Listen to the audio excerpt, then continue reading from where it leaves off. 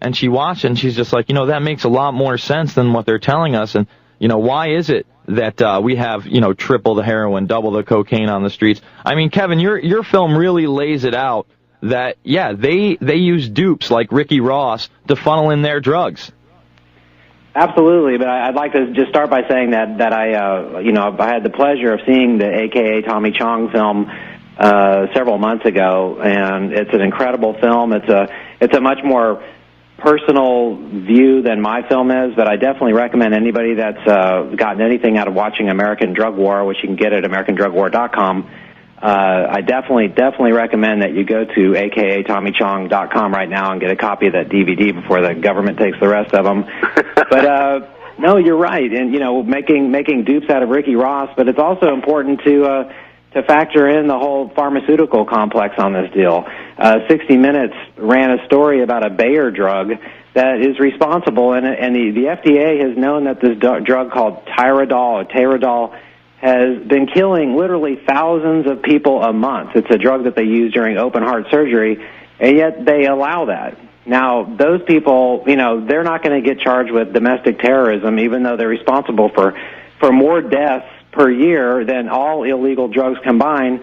Meanwhile, they're locking up people, putting them in prison work camps for growing a plant.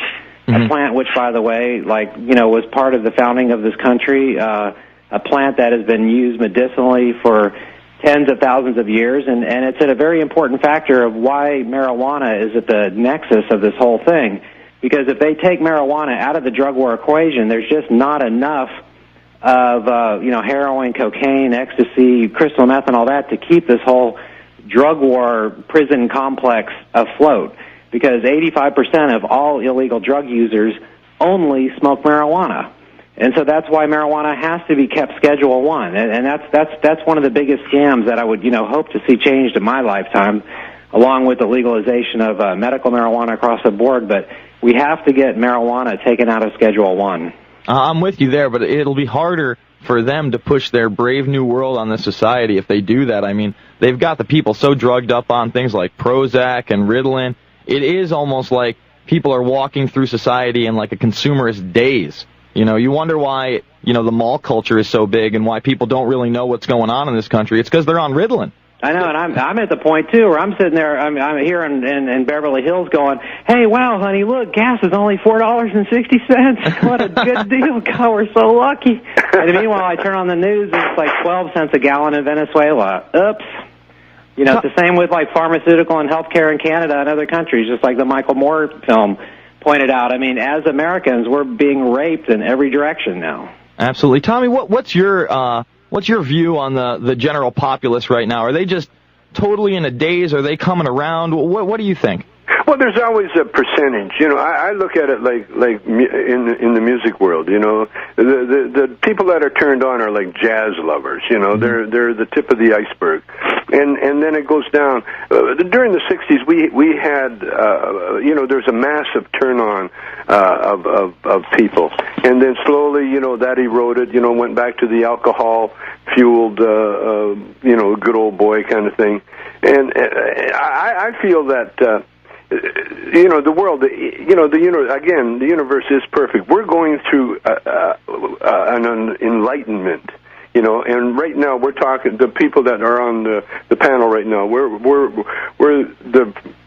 ahead of everybody. We're the leaders, but there's millions of people out there that are looking for the truth, and they obviously can't find it with religion.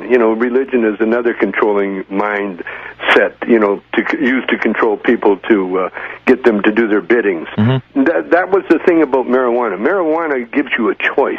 And I do this in my show. I said, for the first-time user, that feeling you get that kind of scares you, mm-hmm. It's called an original thought.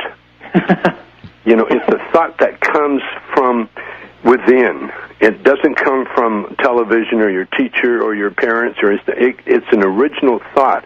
And enough people are coming around, that has those thoughts, and you can tell by the consumers. You can tell by how many people are buying Priuses. You know, so my view is very, very optimistic, because this again, you know, this is a perfect planet we live on, and we can't. We think we can damage it, but we can't. You look at the tsunamis and you look at the cyclones. You know, if nature wants to wipe us all out, nature will do that. And if it gets to that point, that's exactly what will happen. But the people that are left, the people, you know, the meek shall inherit the earth, and that's us. Well, I hope you're right. I mean, I got to tell you, the way I look at it, the ruling class really doesn't want an informed populace. That's what they're working against. And we don't have really a massive informed populace. Like you said, we are the leaders. We are the top of the food chain right now, trying to inform others, and that's why I think people need to see films like A.K.A. Tommy Chong, American Drug War, you know, Alex Jones's Endgame, my film Loose Change Final Cut, because they do open your mind, and you can share them with others, and then you can create a change in this country. Yeah. And by the way, there would be no need for our activism if they never raided our warehouse, for instance. You know, if they never raided our warehouse, we would be limping along trying to convince people that there's a boogeyman. But now that's how it works. You know, good old Mary Beth Loose Cannon. You know, she come in there and she just keeps this AKA film alive and well, and it's going to go all over the country, because when you tell people they're not supposed to see something, that's when they want to see it. Absolutely. Can I ask Josh? We haven't heard from Josh yet. Sure. Josh, can you tell us about Mary Beth's relationship to the drug czar John Walters? Can you? Well, I mean, it's in your film. I mean, she worked alongside of him. I mean, weren't the two of them kind of together in that Operation Pipe Dreams? And I just think it's also interesting. Maybe you could comment about how Operation Pipe Dreams. Well, it just sounds like the Cheech and Chong movie that we never got to see. You have any closing statements, Tommy? Well, I just want everybody, you know, to you know, get the AKA Tommy Chong. You know, I can talk forever, but the film itself really speaks volumes and volumes and volumes, because it's more than just, you know, how bad these people are acting.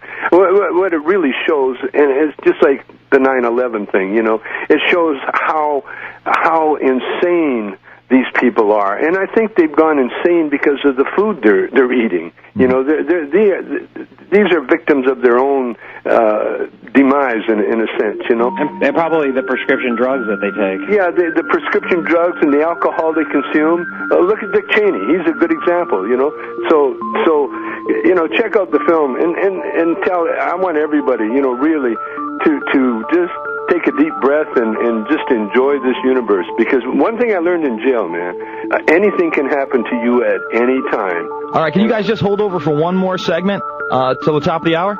Sure. All right, awesome. We'll be back with Tommy Chong and Kevin Booth. All right, it is the Alex Jones Show.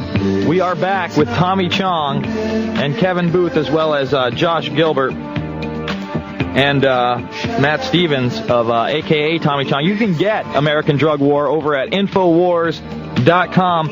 And, Tom, you were just finishing up a story about what you learned in prison.